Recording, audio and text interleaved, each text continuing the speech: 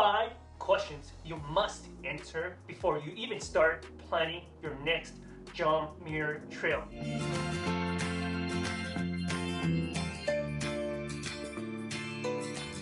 Welcome back to Edward's Wild Adventure. My name is Edward, and in this video I'll be sharing you 5 questions you must answer before you even start planning your next Muir Trail.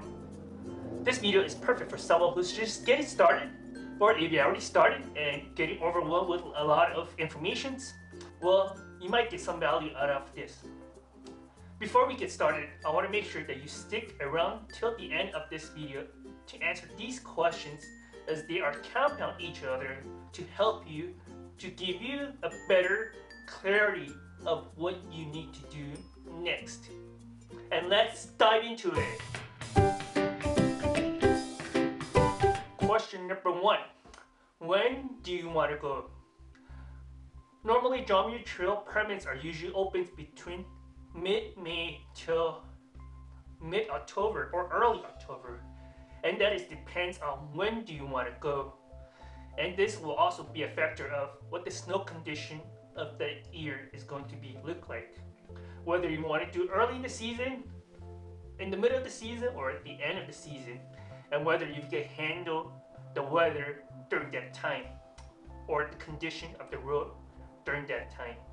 So to give you a better understanding of when do you want to go, I'm going to break down into 3 different time frames.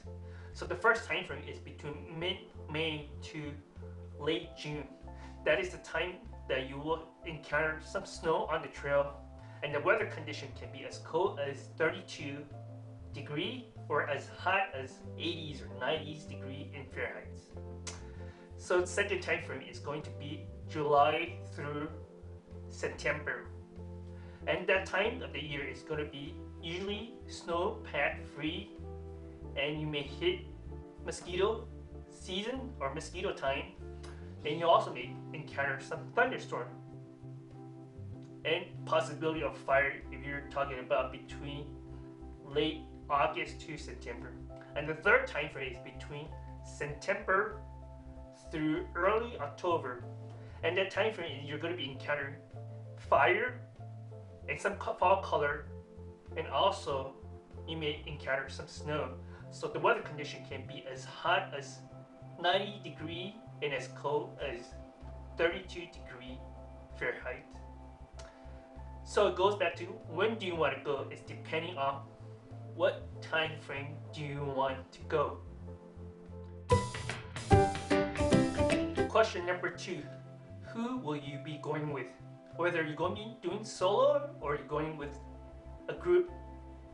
If you're doing solo, you're going to have to plan everything all by yourself, and then you have to figure out the challenges that you will encounter as you start planning. And then if you're doing with a group, you want to make sure that everybody is on the same page. So communication is the key to successful planning when it comes to group planning. And making sure that everybody in the group have the similar hiking, backpacking experiences and similar pace. This could make sure that everybody sticks on the trail and making sure that everybody is safe. Remember, number 1 priority is safety when it comes to backpacking. Question number 3. How long will you be backpacking in Muir Trail? It will be in distance and how many days. This applies through whether you're through hikers or a section hikers. The question here is to understand your capacity of how many miles per day can you carry your weighted backpack, and also how many days are you willing to spend on the trail. As you know that Muir Trail is 225 miles long, but how many days are you willing to spend on the trail? And are you willing to spend those days? Well, this is just determined on how many days you could spend on the trail to help you understand and help you have a better planning and successful trip. Question number 4. Where do you want to start on your Muir Trail, and where do you want to finish your Muir Trail? Whether if you're doing through hiker or section hikers, there's a lot of trails that you can actually start. Yes, typically people want to start from Yosemite to Mount Whitney or Mount Whitney to Yosemite. And some people want to just do a section of it, the John Muir Trail.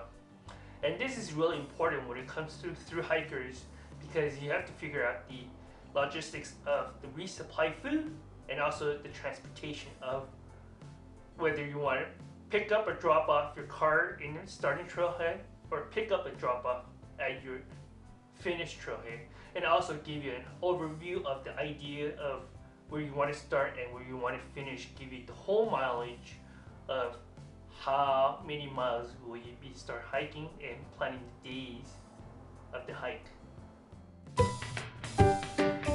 Question number 5.